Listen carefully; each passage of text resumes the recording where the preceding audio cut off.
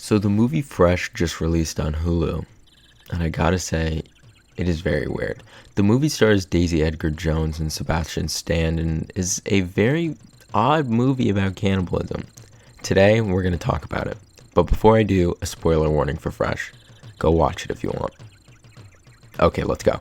So I would say this movie is very obviously divided into extremely different thirds.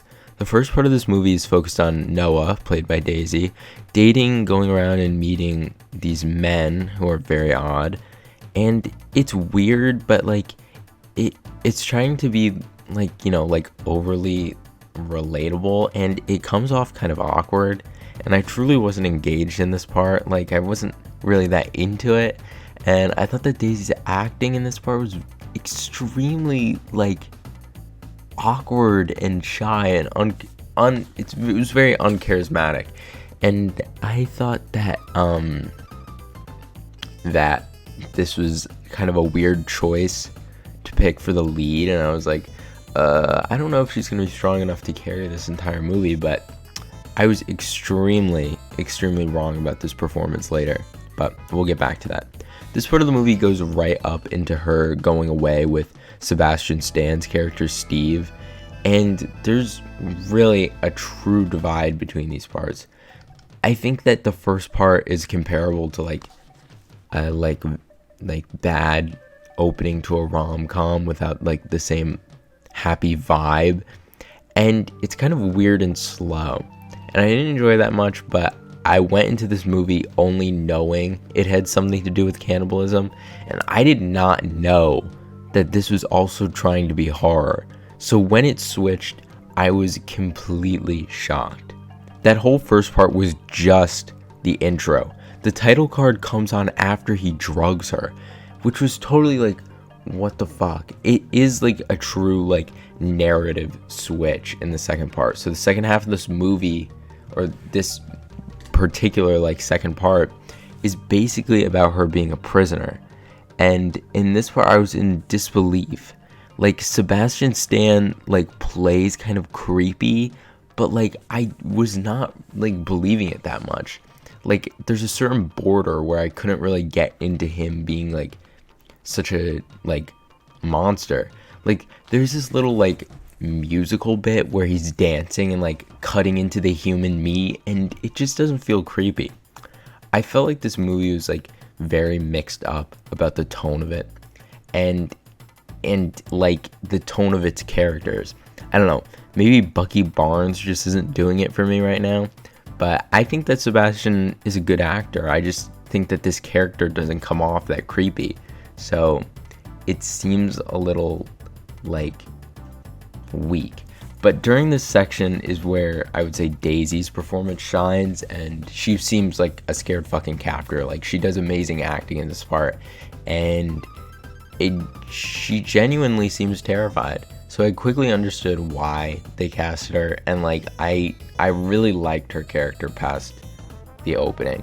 But so the last third of this movie is basically all the ending, which I will say is very strong. And I did really honestly enjoy watching Noah get free and biting off Sebastian Stan's fictional dick. It was rewarding ending for this movie. That just felt really weird. And I like that they got free and escaped successfully, and he was defeated. But I thought that the wife character in this truly was not needed, and at the end she comes back to kill Noah after she had killed Sebastian Stan, and it's completely unnecessary except for one last bit of gore and a callback to Noah having her car keys out in the beginning for her being paranoid. And I guess it's rewarding also in the sense that it's a little bit more of a moment between her and her best friend, a last little bit moment, and it was just a little unnecessary. And okay, another thing I have with this is that at the very end, the shot of it is with her phone out, and it says "Are you up?" from one of the fictional people from earlier that she was dating. Obviously, they're fictional. But, like, it was just, like, it cemented the fact that this movie was sheerly trying to present the theme that dating people is bad. Well, not that dating people is bad, but that you're gonna run into situations like this. So it's like, oh, now down another rabbit hole, like, where, like, people are just crazy, like, everyone you meet. And there's some truth to that, but there's also, like, what the fuck? Because I did not think that was the tone of this movie. I thought this was just, like, a one-off kind of adventure thing. But no, the tone had to be cemented that dating equals bad. Anyways, I will say that Sebastian Stan does feel more horror villain-esque in this ending, probably because he's, like, mutilated for part of it. But overall, I thought that the character was just simply written weird. And while he's a villain, I just thought the whole dynamic of it was off a little bit.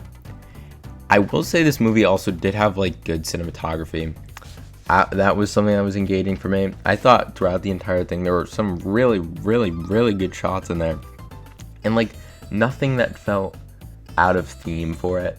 So I thought that was a really engaging part of this movie, and that really adds a lot of value to it. And it didn't feel bland with the shots. I thought that the director was good, and the cinematography was really good to it. And so, like, finally, I just think that this movie isn't bad, but it's just weird. And it's weird with the dynamics of it. I think the cannibalism part is it's creepy. But I think that this movie, it's just weird. And I think that the Winter Soldier, honestly, would have been a better villain. Overall, I think that this movie is good. And it's, I would say, like a 7 out of 10. And it's not bad. It's just weird. So, I'm Jade West. Thanks for watching.